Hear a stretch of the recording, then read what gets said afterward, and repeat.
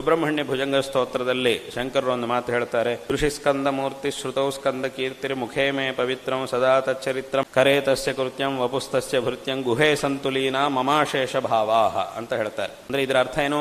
ನನ್ನ ಕಣ್ಣುಗಳಿಗೆ ಯಾವಾಗಲೂ ಆ ಸುಬ್ರಹ್ಮಣ್ಯ ಸ್ವಾಮಿ ದರ್ಶನವೇ ಆಗ್ತಾ ಇರಲಿ, ನನ್ನ ಕಿವಿಗಳಲ್ಲಿ ಯಾವಾಗಲೂ ಸುಬ್ರಹ್ಮಣ್ಯ ಸ್ವಾಮಿಯ ಚರಿತ್ರೆಯ ಶ್ರವಣವು, ಆ ದಿವ್ಯ ಚರಿತ್ರೆ ಅತ್ಯಂತ ಪುಣ್ಯಪ್ರದವಾದಂತಹ ಆ ಚರಿತ್ರೆಯ ಶ್ರವಣವು ಸದಾಕಾಲ ನನ್ನ ಕಿವಿಗಳಿಗೆ ಆಗ್ತಾ ಇರಲಿ. ಸದಾಕಾಲ ನನ್ನ ಬಾಯಲ್ಲಿ ಸುಬ್ರಹ್ಮಣ್ಯ ಸ್ವಾಮಿಯ ಚರಿತ್ರೆಯು, ಆ ಒಂದು ನಾಮದ ಸ್ಮರಣೆಯು ನಿರಂತರವೂ ನನ್ನ ಬಾಯಲ್ಲಿ, ನನ್ನ ಆ ನಾಮದ ಉಚ್ಚಾರಣೆ ನನ್ನ ಬಾಯಿಂದ ಆಗ್ತಾ ಇರಲಿ. ನನ್ನ ಕೈಗಳಿಂದ ಯಾವಾಗಲೂ ಭಗವಂತನ ಸೇವೆ ಆಗ್ತಾ ಇರಲಿ. ಇಡೀ ನನ್ನ ಶರೀರವೇ ಭಗವತ್ ಸೇವೆಗಾಗಿ ಅರ್ಪಿತವಾಗಲಿ. ಹೀಗೆ ಈ ರೀತಿಯಾಗಿ ಮಾನಸಿಕವಾಗಿ, ವಾಚಿಕವಾಗಿ, ಕಾಯಿಕವಾಗಿ ಎಲ್ಲ ರೀತಿಯಲ್ಲೂ ಸಹ ನನ್ನ ಎಲ್ಲ ಕೆಲಸಗಳು ಭಗವಂತನ ಸೇವೆಗಾಗಿ ಆಗಲಿ. ಗುಹೇ ಸಂತು ಲೀನಾಹ ಮಮ ಅಶೇಷ ಭಾವಾಹ.